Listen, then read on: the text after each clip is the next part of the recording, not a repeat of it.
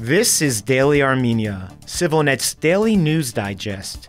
Here's what you need to know today. The head of the U.S. Agency for International Development arrived in Yerevan yesterday for meetings with senior officials, as well as with Armenians forcibly displaced from their homes in Nagorno-Karabakh last September. It is a privilege to return to Armenia, my second trip in the last year, at such a significant time in the expanding partnership between the United States and Armenia, Samantha Power wrote on X. She met today with Armenian Prime Minister Nikol Pashinyan and Security Council Secretary Armen Grigoryan, discussing with each the progress of USAID programs in Armenia and the humanitarian problem faced by the population from Nagorno-Karabakh. In a press release, USAID said Power's visit is meant to underscore the agency's commitment to strengthening Armenia's democratic institutions and leveraging its economic potential, and its support for the government of Armenia's reform agenda and advance efforts to enhance Armenia's resilience. Last year, Power became the first USAID administrator ever to visit Armenia, arriving in the country just days after Azerbaijan's ethnic cleansing of Nagorno-Karabakh's Armenians. A former war correspondent and genocide scholar, Power was widely criticized during the visit for repeatedly dodging questions from reporters on how the United States would respond to further military action by Azerbaijan. Since the 2020 war, Washington has dispersed nearly $31 million in humanitarian assistance for Nagorno-Karabakh. The top diplomats of Armenia and Azerbaijan, who arrived in Washington yesterday for this year's NATO summit, are set to meet today jointly with U.S. Secretary of State Antony Blinken.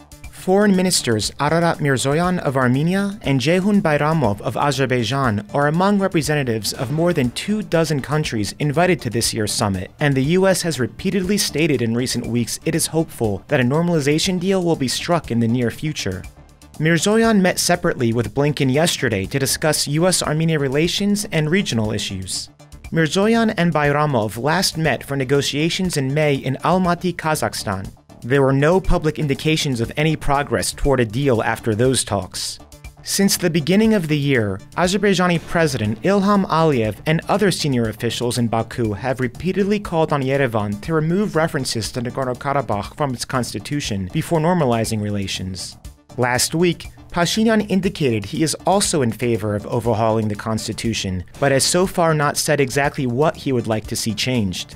Meanwhile, Washington has continued to push for peace between Armenia and Azerbaijan, with U.S. Secretary of State saying last week he believes a deal is within reach and achievable.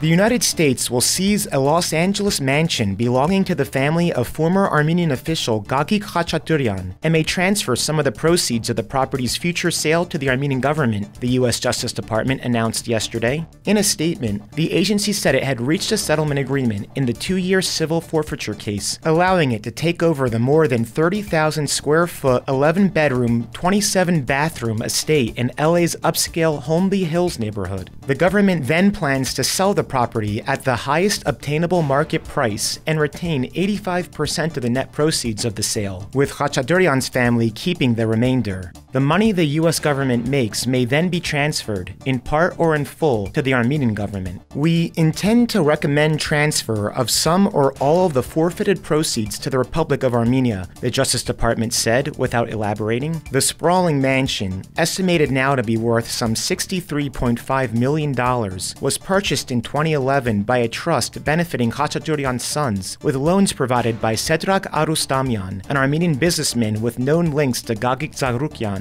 a prominent oligarch. The U.S. government alleges those loans were a cover for bribe payments meant to ensure favorable treatment of Zarukyan's businesses by Khachaturyan, who served at the time as Armenia's tax chief. Khachaturyan, who was known in Armenia as the Super Minister, in reference to his broad powers when he served in government, has in the past faced criminal charges in Armenia relating to alleged bribe payments, as have several of his relatives and Arustamian. In a press release today, lawyers for the Khachaturyan family called the settlement a victory for them, and that the Justice Department's investigation is being closed without any finding of criminal wrongdoing. They blamed the Armenian government for instigating what they called the politically motivated investigation. CivilNet spoke with Leah Hakim, senior country economist for Armenia at the World Bank, to learn about her team's new assessment of Armenia's economy.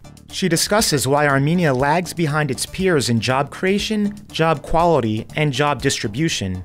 She also talks about how the country can address the mounting impacts of climate change and what role diaspora communities can play in Armenia's development. You can find a link to the broadcast in this video's description.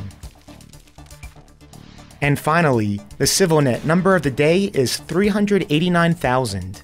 That's the amount of funding needed in US dollars to compensate farmers in Armenia's northern Lori and Tavus regions for agricultural losses during May's historic flooding, according to a new estimate yesterday by Pashinyan's cabinet.